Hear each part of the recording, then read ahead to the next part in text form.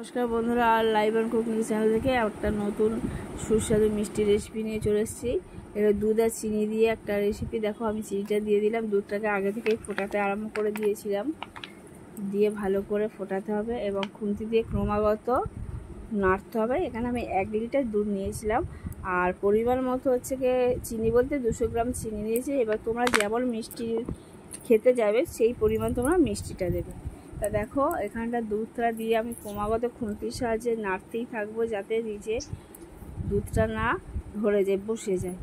নাড়তে নাড়তে নাড়তে নাড়তে দেখবে দুধটা ক্রমাগত নাড়ার পরে গরম নিচে ঘন হয়ে আসবে। ঘন হতে হতে দেখো, এটা মোটামুটি মিডিয়াম আছে, এটাকে নাড়তে হবে। দেখো তোমরা বন্ধুরা দেখতেই পাচ্ছ যে দুধটা কতটা ঘন হয়ে এসেছে। এবারে আঁচটাকে আমি কমিয়ে দেবো, কমিয়ে দিয়ে ধীরে ধীরে খুন্তির সাহায্যে এটাকে নাড়বো। দেখো একদম ঘন হয়ে এসেছে। এবার এটা ভালো করে জোরে জোরে নাড়তে হবে, যাতে নিচে না বসে যায়। দেখো বন্ধুরা, লো আছে এই দুধটাকে আমি ভালো করে ক্রমাগত খুন্তির সাহায্যে নাড়াচ্ছি, যাতে নিচে বসে না যায়। আর এই আঁচটা প্রচণ্ড লোতে রাখতে হবে, কেননা নিচে বসে করলে দুধটা হচ্ছে কে পুড়ে যাবে। সেই জন্য ক্রমাগত নাড়তে নাড়তে নাড়তে নাড়তে দেখবে একদম ঘন হয়ে এসেছে। দেখো বন্ধুরা, এবারে আমি হচ্ছে কে দেখো বন্ধুরা, নাড়তে একদম ঘন হয়ে এসেছে।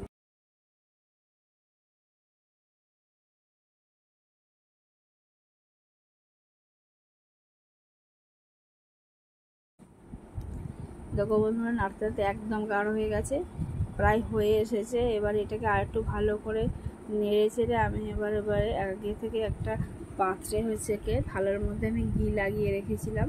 এবার সেই পাত্রে আমি এই মিশ্রণটাকে ঢেলে নেব। দেখো বন্ধুরা, কতটা ঘন এসেছে, এবার প্রায় হয়ে গেছে।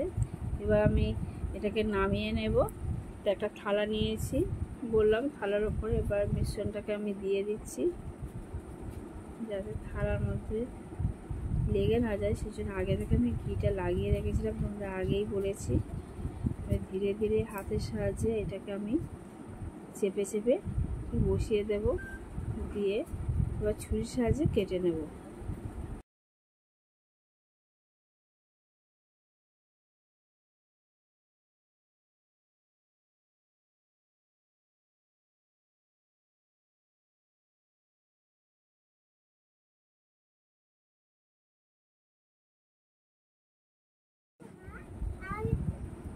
বন্ধুরা দেখো, এই মিশ্রণটা ঠান্ডা হয়ে গেছে। ঠান্ডা হয়ে যেতে আমি একটা ছুরির সাহায্যে কেটে নিচ্ছি।